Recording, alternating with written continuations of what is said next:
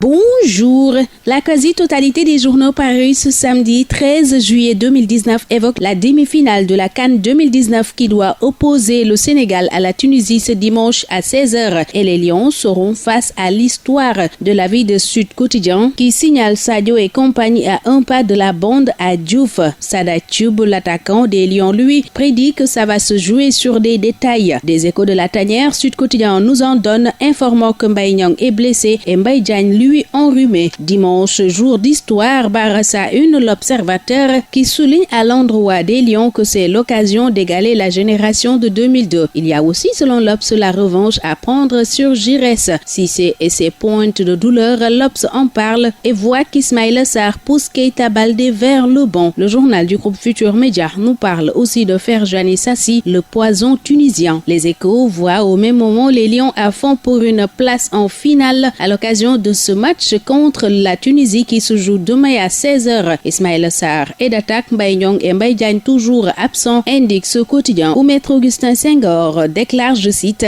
Alain Giresse, c'est le terrain qui va nous départager. Kalisha Boyla lui estime que le Sénégal a l'équipe pour remporter la CAN. Allez les Lions, s'exclame par conséquent l'As quotidien qui évoque cette demi-finale Sénégal-Tunisie prévue ce dimanche à 16h. Mais avant d'aller à la chasse des aigles, Source A nous parle de la tanière son numéro 9, donnant la parole à Amara Traoré qui estime que le Sénégal doit élever son niveau de jeu parce que jusqu'à présent on a joué avec des équipes supposées moins fortes. Les Lions pour déplumer les aigles, titre record qui renseigne que l'Éthiopien Bamlak Tessema Oweyesa sera au sifflet. Niang et Diagne sont blessés, nous apprend aussi ce journal qui signale Konaté à la pointe de l'attaque. Et Idriss Gana Gueye, lui tout positif, indique qu'ils veulent donner ce trophée au Sénégal. Faites-nous vivre une deuxième finale, demande tout simplement au Stade le quotidien du sport à sa une. Et à la une de Sunulombe, l'on parle de l'affiche Boy Niang de l'Ac 2 prévue ce samedi. Faites-nous rêver, s'exclame aussi ce journal qui informe que Boy Niang 2 est convoqué à 16h45 et l'Ac 2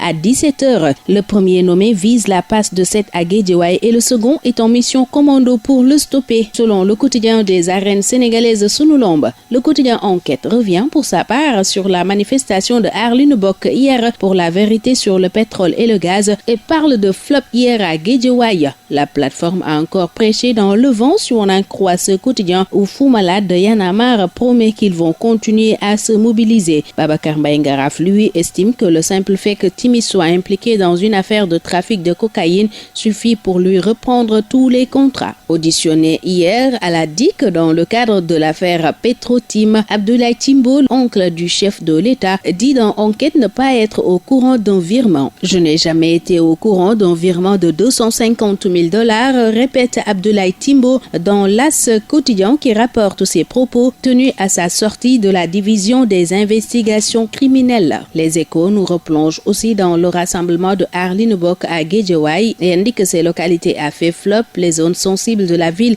ont été bunkerisées et si on en croit ce quotidien, Wade se dit prêt à témoigner s'il est convoqué. Imam Massamba Diop dans ce même journal lui voit rouge et promet que si on arrête Imam Kanté, il va dévoiler tous les noms des homosexuels du Sénégal. Et il assure qu'il y a des personnalités politiques et même religieuses dans ce lot. Et l'Observateur trouve étrange la position du Sénégal sur l'homosexualité, évoquant la résolution contre les violences sur l'orientation sexuelle, un dossier à lire à sa page 12. À la page 3 de Vox Populi, Maître Moussa Sarr, avocat de Pape Massata Diack, parle des déboires judiciaires des Diack. Il explique justement pourquoi Pape Massata n'a pas donné suite à la convocation de la justice française. Dakar Times nous apprend pendant ce temps que Ben Laden serait mort en 2001 et il s'agit là, selon ce journal, de la suite des révélations de Thierry Meyssan. Et c'est sur cette note que prend fin ce tour des journaux. Très bonne lecture, excellent week-end à tous.